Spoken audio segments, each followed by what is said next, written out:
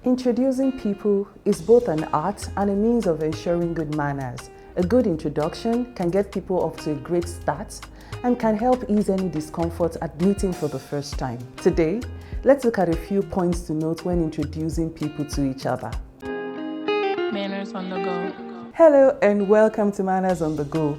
I trust it's been a wonderful week so far and I hope you're minding your manners as well. I appreciate you for always cheering me on, and if you've been following for some time, you're welcome again. If it's your first time today, I can assure you that you're in the right place. Thank you for joining us. This episode is brought to you by Sage Designs Limited, a leading architecture, design and construction firm in Lagos State. Introducing people is both an art and a means of ensuring good manners. The purpose of an introduction is to convert strangers into acquaintances. A good introduction can get people off to a great start and can help ease any discomfort at meeting for the first time. Getting introductions right positions you as a good-mannered person. Today, let's look at a few points to note when introducing people to each other. Number one, figure out which person of the two has a higher rank or authority. Now let's look at how this applies in the social and business setting. In a social setting, gender usually trumps when you want to determine the higher rank. Women have consistently ranked ahead of men unless the man is significantly older than the woman. Don't ask me why this is. After all, you do say all the time that ladies come first. But jokes apart, it's simply polite and demonstrates a little deference that may be looked upon favorably. The next determining factor in a social setting is age. An older person ranks over a younger person, which can be a helpful distinction if both people are of the same gender. Also, the person you've known longer of the two people bears the higher rank here. You should also introduce your junior friends to your senior friends. Likewise, as a sign of respect, your relatives hold a higher rank than your friends. In all of these instances, you should name the higher ranking person and present the other person to them. Please stay with me, I'll give you a few examples in a bit. Let's take a look at introductions in a business setting. Here, gender is not a factor where rank is more important. What do I mean? Women still have a higher ranking over men and older people still have a higher rank over younger people. But position trumps both age and gender in business introductions. This means that if a young male is of a higher position than a woman, then the woman should be presented to the man because the man has a higher rank. Here's what you need to know. Your boss will be of greater rank or authority than your colleague or your partner or best friend. Your senior colleague takes precedence over your junior colleague. Your customer or client have a higher ranking than your employees. If you're introducing people of equal rank in a business world, then introduce the person you don't know as well to the person you know better.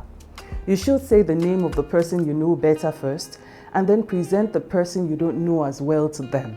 Let me reiterate this. In a business setting, rank takes precedence over gender. For example, if Mr. Bambo is a higher ranking male than Mrs. Blue Sky, Mr. Bambo gets the higher authority because of his business position, even though Mrs. Blue Sky is a woman. Therefore, the introduction will go this way. Mr. Bambo, I'd like to introduce Mrs. Blue Sky to you. Did you notice what happened there? You state the name of the person with the higher rank and present the person of lower rank to them. Let's look at a few examples. One, introduce a lower ranking business associate to a higher ranking one. CEO, I'd like to introduce Shola, our new intern. 2, introduce your friend or spouse to a relative. In this case, the relative has a higher rank. For example, Mom, I'd like you to meet my friend Lawrence. In this case, your mom is higher ranking and you are presenting your friend to her. Number 3, present your business associate to a client. For example, Mr. Peter is our esteemed client and Mr. Ade is our principal architect in our firm. I'll say, Mr. Peter, this is Mr. Ade, our chief architect.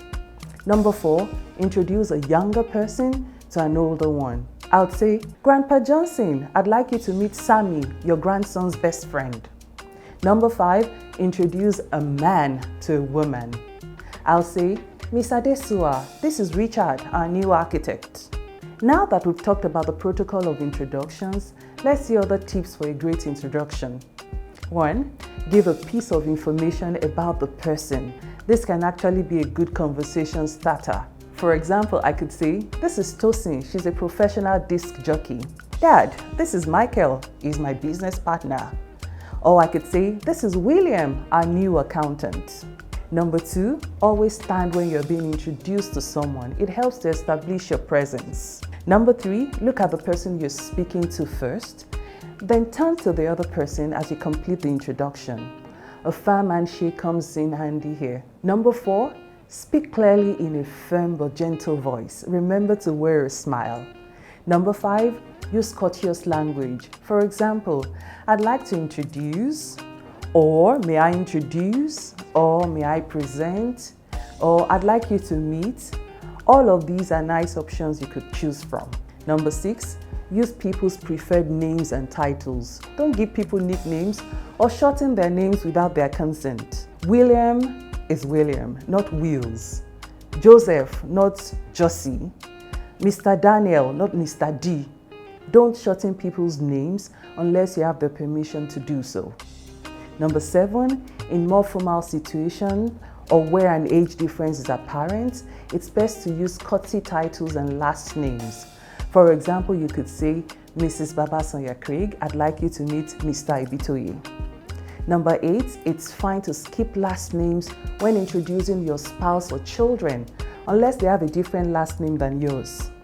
Number 9, introduce other family members by their full names, unless they request otherwise. Number 10, when introducing someone to a small group, it's practical to name the group members first, primarily to get their attention. I could say, Jide, Flora, Toby, I'd like you to meet Yetunde Peters. Yetunde, I'd like you to meet Jide Yakubu, Flora Jacobs, and Toby Okoji. Finally, start that conversation. You could try to find a topic that the two people have in common. You can see that this isn't such a big deal after all. Did you like this video?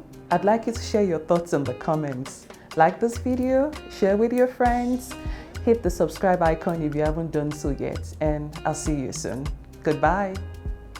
Manners on the Go.